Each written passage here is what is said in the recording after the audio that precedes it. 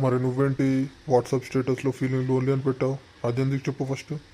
ఏం లేదు మనం, మా ఆయన క్యాంప్కి వెళ్ళాడు కదా, ఫీలింగ్ లోన్లీ అని పెట్టా. మరి నువ్వేంటి రిప్లై ఇచ్చావు హార్ట్ సింబల్తో? ఏంటి రవి వాళ్ళ నాన్నలా ఉన్నాడు మార్నింగ్ వామ్మో, మార్నింగే స్టార్ట్ చేసిండు వీళ్ళ డాడీ పులిహోర కలుపుతాడు. అర్జెంట్గా ఈ విషయం రవి అని చెప్పాలి. ఏంటి మనం నైట్ అన్నిసార్లు కాల్ చేసావు వాట్సాప్ కాల్, గుర్తుకొచ్చానా? నువ్వు మళ్ళీ ఎప్పుడు అలా వాట్సాప్ స్టేటస్ ఫీలింగ్ లోన్లీ అని పెట్టకు. ఎందుకు? నేను లేనా? మీ ఆయన తర్వాత మీ ఆయన నేను కాదా? అంతేలే, పక్కన ఇంట్లో ఉంటున్నా మా మాత్రం సాయం చేసుకోలేవులే. సరే సరే, నన్ను పారేవాడుగా తీసి పారేసావులే. అయ్యో మను, ఫీల్ అవ్వకు మను, నువ్వు నా బెస్ట్ ఫ్రెండ్వి. నువ్వు ఎంతైనా సరే నా చిన్ననాటి క్లాస్మేట్ కదా. మా ఆయనకు తెలియదు కదా మన ఫ్రెండ్షిప్.